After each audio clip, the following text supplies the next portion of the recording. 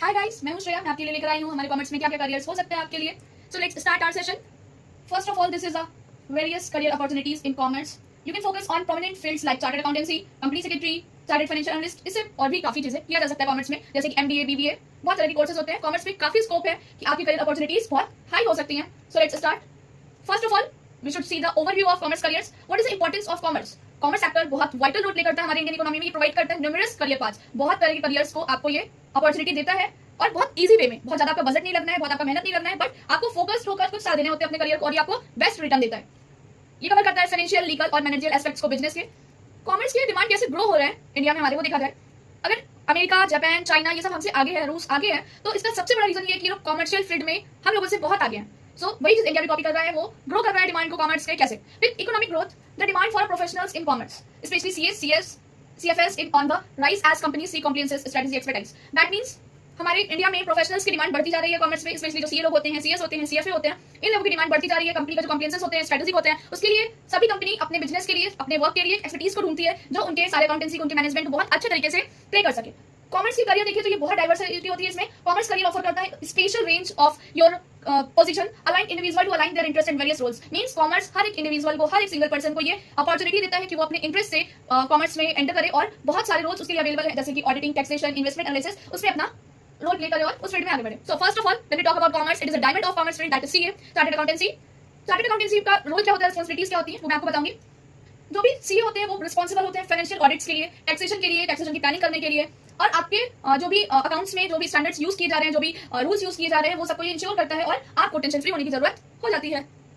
Next, qualification क्या चाहिए होता है सीए को करने के लिए, सीए बनने के लिए? The journey to becoming a CA includes passing various levels of CA examination conducted by ICAI, that stand for the institute of chartered accountants of India. So when we talk in easy way, आपको CA बनने के लिए कुछ levels होते हैं, उसको qualify करना होता है, जो कि आपका एग्जाम लेता है आईसीएआई। ये आपका रजिस्ट्रेशन करता है, आपसे एग्जामिनेशन लेता है, आपको स्टडी मटेरियल्स प्रोवाइड करता है, कुछ रिवीजन टेस्ट पेपर्स भी देता है, मॉक टेस्ट भी देता है, और इसकी खुद की कुछ क्लासेस होती हैं जो बीओएस पोर्टल पे आप जाकर के स्टडी कर सकते हो। So next, job opportunity. If you complete your CA then what's opportunity makes you? First, CA can work in various settings. CA काफी जगह पे वर्क कर सकता है, इंक्लूड कर सकते हैं आप पब्लिक अकाउंटिंग फर्म्स को, जो भी फर्म्स हुए, कॉर्पोरेट फाइनेंस डिपार्टमेंट हुआ, इवन गवर्नमेंट्स के जो भी वर्क्स होते हैं, जो भी कंपनीज होती हैं, उसमें सीए वर्क कर सकता है। इसकी एक्सपेक्टेड सैलरी इतनी होती है जितनी आप एक्सपेक्ट नहीं कर सकते। That means starting salary for CS are among the highest in the commerce sector. You know, commerce sector का अगर ये डायमंड है तो ये आपको वैसे ही रिटर्न में पैसा प्रोवाइड करेगा। जिस तरह का आपके अंदर पोटेंशियल है, जिस तरह का आपका वर्क है, आपका एक्सपीरियंस है, आपका एक्सपेंशन हो रहा है, उस तरीके से इसकी सैलरी बढ़ती जाती है। यहाँ पे डिपेंड करता है आप कितना मेहनत कर रहे हो, आपके पास कितना नॉलेज है। So you can earn. Next, what is the role of company secretary? Next one is CS. कुछ इसमें कर सकते हैं कि significance of corporate, C corporates को हेल्प करता है ग्रोथ करने में। सीएस इंश्योर करता है कि कॉर्पोरेशन में जो भी रेगुलेटरी रिक्वायरमेंट्स होती हैं, जो ऑपरेटिंग एक्टिविटीज होती है, गवर्नमेंट्स के जो नॉर्म्स होंगे, ये बहुत क्रूशियल रोल प्ले करता है मेंटेन करने में कॉर्पोरेट की इंटीग्रिटी को। कहीं कंपनी से कोई मिस्टेक ना हो, कंपनी में कोई भी रूल्स का मिसयूज ना किया जाए, या फिर कोई भी प्रॉब्लम ना आए कंपनी में, ये इनकी रिस्पांसिबिलिटी होती है कंपनी सेक्रेटरी की कि अपन के जिस जो भी कंपनी इनको हायर करती है उसमें कोई भी प्रॉब्लम ना हो। Pathway to CS, as like CA, कोई भी इंडिविजुअल को जरूरत होती है कुछ एग्जाम्स को क्लियर करने की, जो कंडक्ट करता है ICSI means the institute of company secretaries of India. वहां पर ICAI था जो आपको सीए का डिग्री प्रोवाइड करता है, जो आपको सीए का सर्टिफिकेट देगा, और यहाँ पे ICSI है जो आपको सीएस बनाएगा। इसके साथ कुछ ट्रेनिंग प्रोग्राम्स होते हैं, वो आपको क्वालिफाई करना होता है। फील्ड स्पेशलाइजेशन, बहुत सारे सीएस भी ऐसे होते हैं जो एक उनका पर्टिकुलर एरिया होता है, जैसे कंप्लेंट्स मैनेजमेंट हुआ, लीगल एडवाइजरी हुआ, कॉर्पोरेट गवर्नेंस हुए, कुछ करियर प्रोस्पेक्टस होते हैं, उस पे लोगों का एक्सपर्टाइज होता है, ये बहुत स्पेशल नॉलेज को गेन होता है। So that's a field specialization. Next, career prospectus. CS have opportunity in listed companies. CS के पास काफी अपॉर्चुनिटी होती है, जैसे कि सीए के पास होती है। वो कई तरह की लिस्टेड कंपनीज में वर्क कर सकते हैं, कॉर्पोरेट सेक्रेटरियल सर्विस होते हैं, जैसे एडवाइजरी रोल प्ले कर सकते हैं, ये कंपनी को एडवाइस दे सकते हैं डायरेक्टली कि आपको ये करना चाहिए, ऐसे नहीं करना चाहिए, आपके रूल्स में, आपके रेगुलेशंस में है, या आपकी एमओए में लिखा हुआ है, ये सब चीजें। ये ascending to senior management position ऐसा हो सकता है, काफी बार की प्रमोशन हुआ ये और हाई पोजीशन पे गए। Sorry. Next, CFA, chartered financial analyst.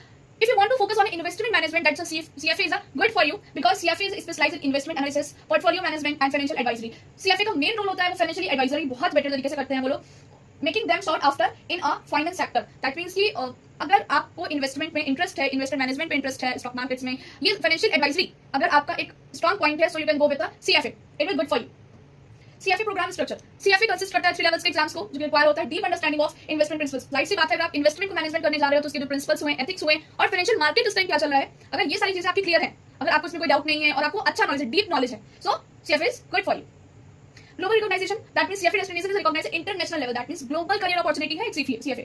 Earning potential, ये CFA टाइपिकली एंजॉय करते हैं कॉम्पिटिटिव सैलरी, अगर कि सामने वाले के पास ज्यादा एबिलिटी है, वो ज्यादा अर्न कर रहा है, मेरे पास कम है, तो कुछ फिक्स सैलरी नहीं होता है, ये आपके वर्क पे ही डिपेंड करता है।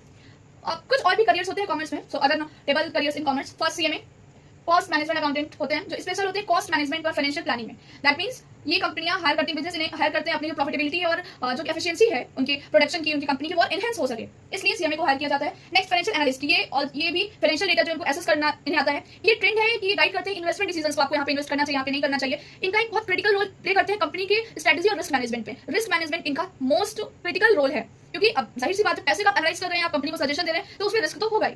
कॉर्पोरेट ट्रेनर्स में ये हो सकता है कि ये फोकस करते हैं स्किल्स कितनी है और स्किल्स को इंक्रीज किया जा सके। कंपनी में कोई भी एम्प्लॉइज वर्क कर रहे हैं उनको भी ट्रेनिंग देना है और अपनी कंपनी को एक्सपांशन करना है, सो उसके लिए एक स्पेशलाइज होना पड़ता है इम्पार्टिंग नॉलेज में, और कॉमर्स रिलेटेड एरियाज जो होते हैं जैसे फाइनेंस हुआ, कंप्लायंस हुआ, सब इनको अपने स्किल्स को बहुत इनहेंस करना होता है।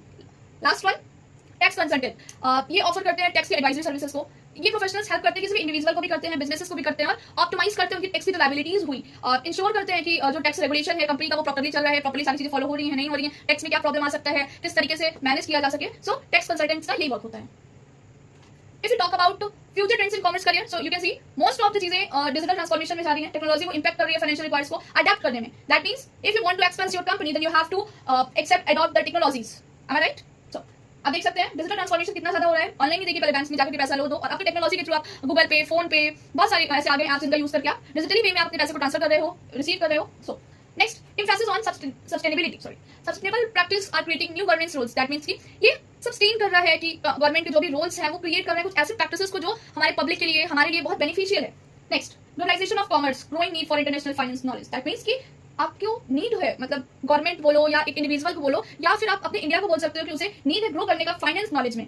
अगर आप फाइनेंशियल नॉलेज आपके पास अच्छी है, आपके पास काफी तरह के डिग्रीज हैं, आपको एक्सपीरियंस है काफी, तो आप ग्लोबल लेवल पर जा सकते हो। सो हमारे इंडिया को एक ग्रोइंग नीड है इंटरनेशनल लेवल पर जाने के लिए। नेटवर्किंग एंड कोलैबोरेशन, लोगों से मिलना, अपने मार्केट को इंक्रीज करना, प्रोफेशनल नेटवर्क बनाना बहुत जरूरी होता है, जो कि आप कर सकते हो कोलैबोरेशन के थ्रू। सो ये सभी फ्यूचर ट्रेंड्स है कॉमर्स करियर में जाने के। Next, career opportunity in commerce in India. So when talk about first point, diverse opportunity. That means कि a career in commerce in India offers diverse opportunity. जैसा कि मैंने अभी कहा कि कॉमर्स फील्ड में स्टूडेंट्स के लिए बहुत अपॉर्चुनिटीज होती हैं, वेरियस फील्ड्स होती है, अलाउ करती है ये इंडिविजुअल्स को कि वो अपने स्किल्स और इंटरेस्ट बेस पे जाकर के अपने लिए जो भी बेस्ट कोर्स होता है उसको चुने और उस लाइन में आगे बढ़े। Second, role of education and training, ये भी डिपेंड करता है कि आपकी जो लर्निंग है, प्रोफेशनल सर्टिफिकेट्स है, उसके लिए आपको कंटिन्यूअस लर्निंग करना होता है, उसके पे फोकस करना होता है, किस तरीके से आपको एग्जाम्स को क्वालिफाई करना है, किस तरीके से आपको अपने करियर में आगे बढ़ना है। बहुत कॉम्पिटिटिव लैंडस्केप होता है, हर जगह कॉम्पिटिशन होता है। सो ये डिपेंड करता है कि आप किस तरह का एजुकेशन ले रहे हो और किस तरह की आपकी ट्रेनिंग हो रही है। Third one, long term growth potential with expanding Indian economy and increasing the complexity in business regulations. That means कि जिस तरह आप देख रहे हैं इकोनॉमिक्स इंडिया की एक्सपैंड हो रही है, हमारे जो बिजनेसेस है उसकी कॉम्प्लेक्सिटी बहुत बढ़ती जा रही है, जो रेगुलेशंस हैं, कॉमर्स किस तरीके से इंक्रीज कर रहा है, इन सब टाइप का बात करेंगे। सो आई होप आपको अच्छे तरीके से समझ में आ गया होगा करियर इन कॉमर्स हमारे इंडिया में क्या है, और मैं होप करती हूँ कि आप भी इजी हो जाएगा आपके लिए ये जानना कि आपके लिए कौन सा कोर्स अच्छा है, कौन सा कोर्स बेस्ट है। सो आप क्या डिसाइड कर रहे हो, आप मुझे कमेंट सेक्शन में जरूर बताना। Thank you so much.